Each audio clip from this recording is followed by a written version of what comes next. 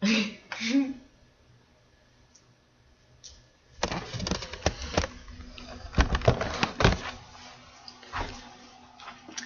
Georgia Dome is the world's largest cable-supported stadium dome structure. It took 76 million pounds of iron to construct the stadium. If you were to construct a sidewalk with all the concrete that it took to construct the Georgia Dome, you would have a sidewalk that is 437 miles long, ranging all the way from Atlanta to Missouri. According to the UN, there was a recent survey done that states that there are 870 million people suffering from chronic malnutrition and hunger. That's enough people to fill up the Georgia Dome 8,700 times. The motive of the speech is to inform others about the positive impacts that the community development can have in poor rural areas. Catherine Roberts, an international community developer from Mali, Africa, gave her motive for developing communities in this way. Nothing can be done alone. All over the world we are interconnected. We shouldn't pity or look at somebody else's situation as taking away their power.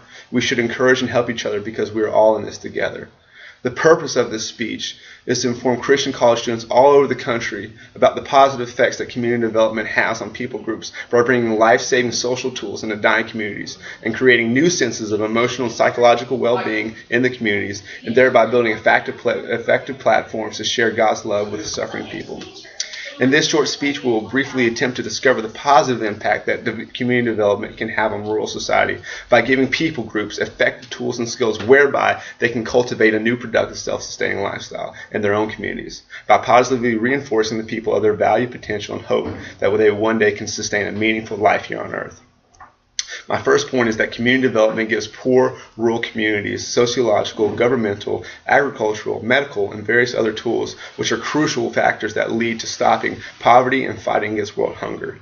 Charles Connersbaumbat states that complete health of physical, social, and intellectual development is an appropriate plan of human development and raises the quality of life in communities. Basic skills such as agricultural, farming, irrigation, governmental, and building small schools can lead to very far-stepping impacts in the community. Community development is the most practically carried out with a specific plan designed to give the people of rural dying areas tools by which they can better develop their community. My second point is, as a community, health is being established in emotional and the social sides of the community, and it can begin to be developed and healed.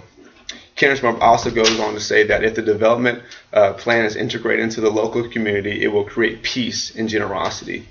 To build communities, teamwork must be essential and must be in effect. Communication and team building skills will grow as the development plan is in place. With community development in place, new forms of discipline and hard work can be developed.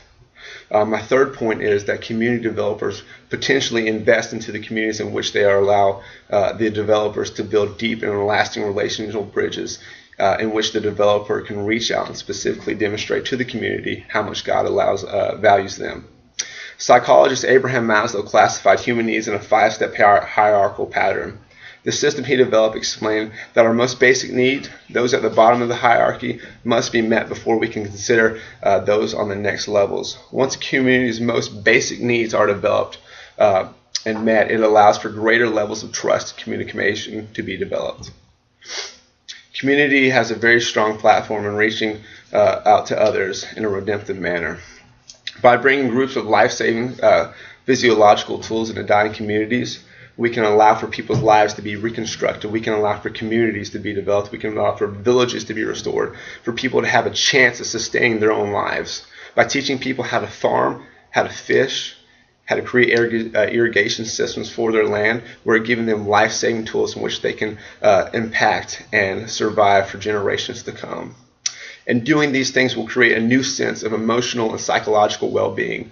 By people intentionally reaching out to people groups that don't have any hope for a bright future, people begin to see that they are valued and that they're worth being poured into by other people.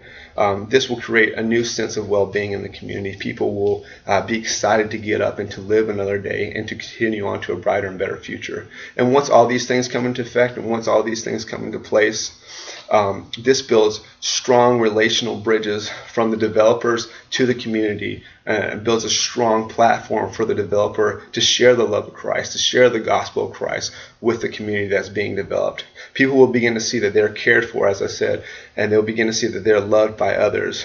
And the strongest principle that you can relate to them is that as you're developing their community, as you're working with them side by side, is that God's love is what compels you to go and develop their community with them. One saying that I want to leave with this group before we end tonight is the classic old saying that is, if you catch a man a fish, he'll eat for a day. But if you teach a man to fish, he'll eat for the rest of his life. Thank you and have a good night.